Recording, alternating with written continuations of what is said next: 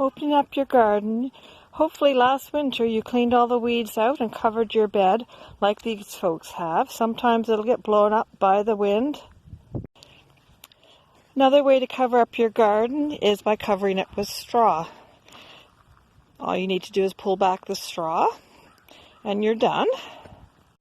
So you can see it's April 18th today. We've got snow is all gone, but you can see even now weeds are starting to show up and starting to grow. In this bed there's also some perennial called evening primrose. And here we are just getting the ground ready. Pretty easy to work, lovely sunny day. And you can see at the back of the bed there's some chives and a parsley which has survived the winter. You don't want to turn your soil, you just want to loosen it up a little bit. If you turn the soil, it disturbs all the natural microorganisms that are in the soil, so it's best just to give it a little turn. And as you can see, the ducks are helping out. They're digging for bugs left under the straw. Covering the garden just stops the early spring weeds from germinating. It also protects your soil in the winter from erosion and stuff like that. Okay. So if you want to check if your soil is ready for planting, pick some up, put it together like that. It should form like that. If it makes a really solid wet ball, it's too wet. This is just about perfect. If it doesn't stay together at all, it's too dry.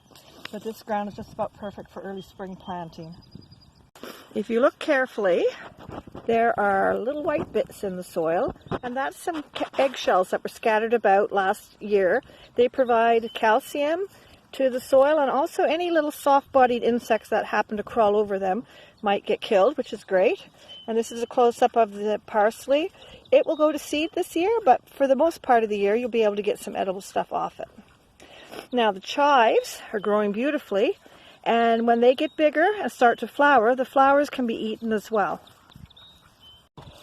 Once you've done loosening your soil, you can rake it flat. Raking also will let you find any bits and pieces, any leaves that should come out or sticks you don't want, and you can pick them up at the same time.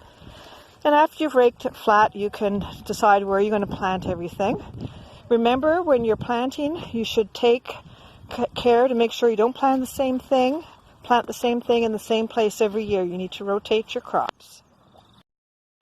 Here is something that should not go in the compost, a battery.